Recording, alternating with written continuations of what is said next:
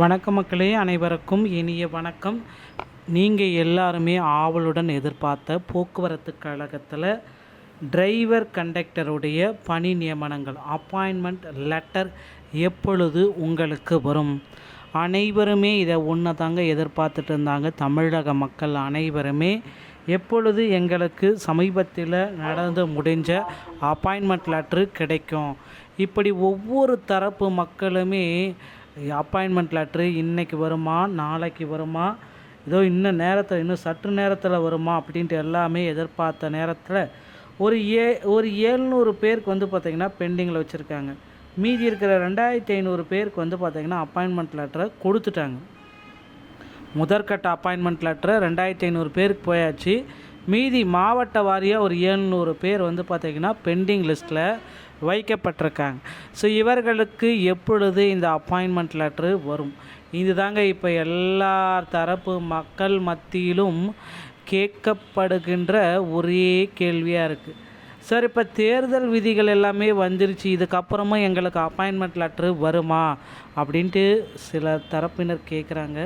So கண்டிப்பாக, ஏன்னா already postings போட்டு முடிச்சிட்டாங்க. ஏன்னா அப்பாயின்மெண்ட் லெட்ரு ஒரே முட்டுக்காக இன்னும் கொடுக்காமல் வச்சுருந்தாங்கன்னா வரத்துக்கு வாய்ப்பே இல்லை. இப்போ அப்பாயின்மெண்ட் லெட்ரு எல்லாமே பகுதி அளவு ஒரு 90% கம்ப்ளீட் பண்ணிட்டாங்க. மீதி ஒரு 10% பார்த்திங்கன்னா பெண்டிங் லிஸ்ட்டில் வைக்கப்பட்டிருக்கு. ஸோ இவர்களுடைய அப்பாயின்மெண்ட் லெட்ரு இன்னும் ஒரு சில தினங்களில் உங்களுக்கு 100% உங்களுடைய வீடு தேடி வந்துவிடும். இதில் எந்த விதமான சேஞ்சஸும் கிடையாது மக்களே. ஸோ இந்த அப்பாயின்மெண்ட் லெட்டரை பெறுவதற்கு நீங்கள் தயாராகிக்கோங்க. உங்கள் அருகாமையில் இருக்கிற மருத்துவமனை அருகி நீங்கள் மெடிக்கல் ஃபிட்னஸ் சர்டிஃபிகேட்டை பெற்று தயாராக வைத்து கொள்ளுங்கள். இது ரொம்ப ரொம்ப உங்களுக்கு முக்கியமான ஒரு விஷயம். ஸோ உங்கள் அருகாமையில் இருக்கிற அரசு மருத்துவமனையில் மெடிக்கல் ஃபிட்னஸுக்கு இப்போந்தே உங்களை தயார்படுத்தி கொள்ளுங்கள். Fitness certificate, first aid certificate, police verification, driving certificate, அப்புறம் 28,000 டிடி, இந்த மாதிரி ப்ரொசீஜர்ஸ் எல்லாமே தயார் நிலையில் வச்சுக்கோங்க.